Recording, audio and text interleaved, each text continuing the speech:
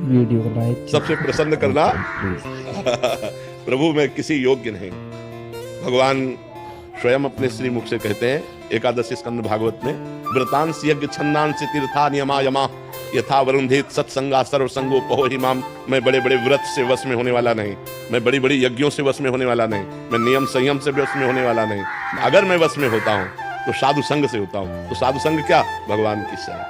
हे नाथ मैं जैसा हूँ आपका हूँ, यही भगवान को प्रसन्न करने का सबसे श्रेष्ठ उपाय है, क्योंकि हमारे पास और कुछ नहीं है। जैसे हम कहते हैं भगवान को भोग लगाए, यार वो पूरी सृष्टि को पवाता है, हम उसको क्या भोग लगाएं।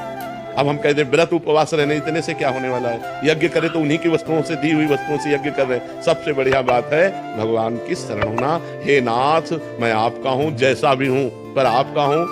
हमें ये दावा नहीं है कि मैं आपके लायक हूं, पर नाथ जैसा हूं आपका हूं। प्रभु मैं आपकी शरण में हूं, सबसे बढ़िया बात है। कोटि विप्र बदला गए जाहु, सब पॉजिटिव हो जाए।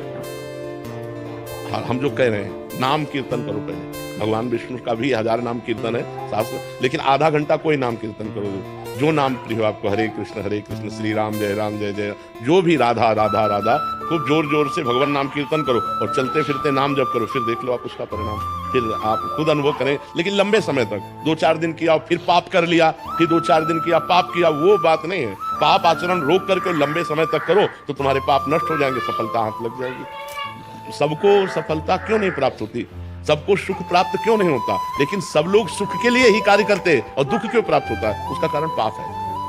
हम पाप कर्म वर्तमान में भी करते हैं और जो भूत में पाप कर्म किए हैं वो परिणाम में आ रहे हैं, इसलिए हम असफल हो रहे हैं, दुखी हो रहे हैं, चिंतित हो रहे हैं। नाम जप करो, बहुत आनंद प्राप्त होगा, बहुत आनंद। हम कह रहे हैं लोक परलोक के सब सुख आपको प्राप्त हो जाएंगे। आप डट के नाम जप तो करो।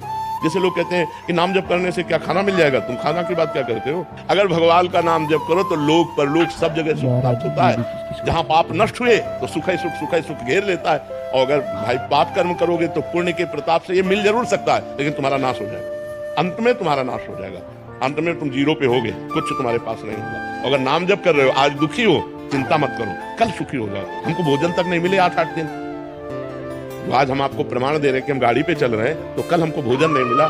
सर्दी में ओढ़ने के लिए कंबल नहीं था, बोरा ओढ़ते थे, टाट ना जिसमें गेहूं का आटा भरा जाता है, वो बोरा ओढ़कर सर्दी पार करते थे।